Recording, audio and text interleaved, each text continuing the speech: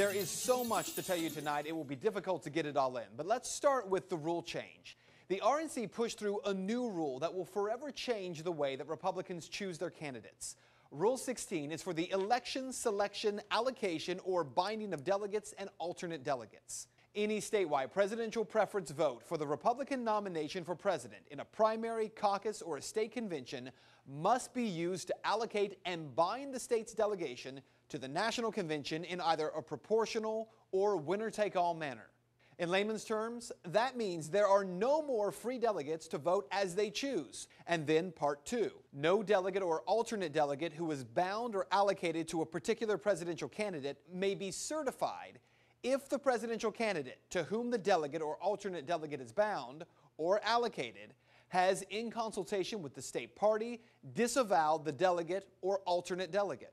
Again, what does that mean? It means no delegate, even if elected by Republicans of that state, may serve as a delegate if the candidate and the state party decide they don't like them and they want to replace them. Conservatives, Tea Party members, and Liberty supporters immediately vowed a floor fight over this rule. On Tuesday morning, delegates from Virginia and Rhode Island were on their way to lead that fight when their bus driver refused to stop at the convention center 3 times, circling the building, then leaving the area altogether. And when they returned to the convention center, well, the delegates had already missed their chance to vote on this issue.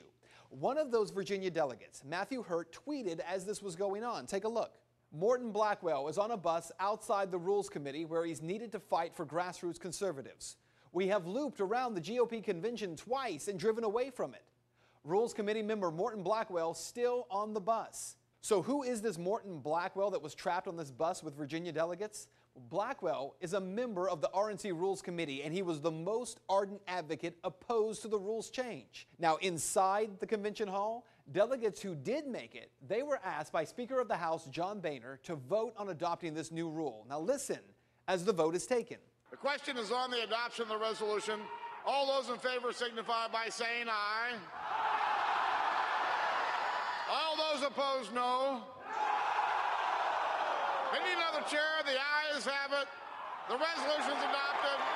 Without objection, the motion to reconsider is laid on the table. In the opinion of the chair, the ayes have it? How could the Speaker of the House determine clearly how many voted aye and how many voted no?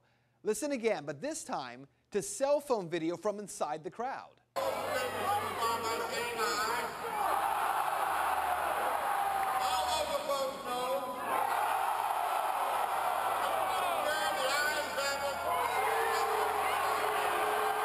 Well, maybe there's a good reason, a really good reason, that Boehner claimed the ayes had it. Today, incredible cell phone video was released as delegates stood by and videotaped the teleprompter that Speaker Boehner was reading from.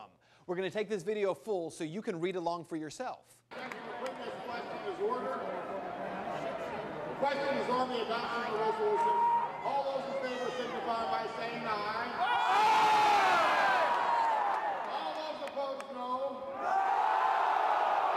The ayes have it.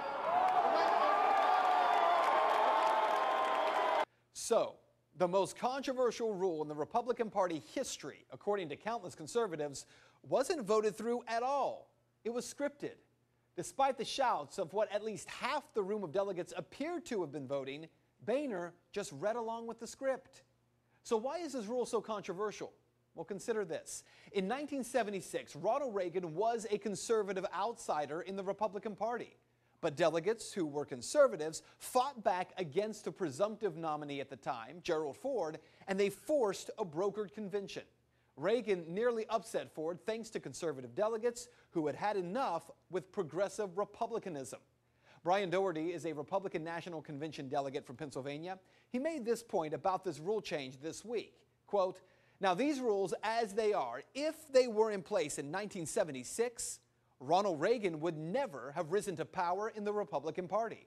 When he challenged Ford in '76, he would not have had a say. And then he would not have been in a position to win in 1980.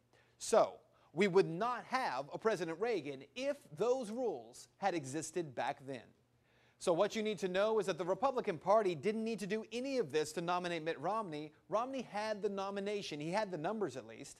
But looking ahead, it appears the party was so concerned about not having to put up with Tea Party candidates or Liberty candidates in the future, or apparently with those conservatives like Ronald Reagan in the past, that they were willing to start a civil war for control of the party.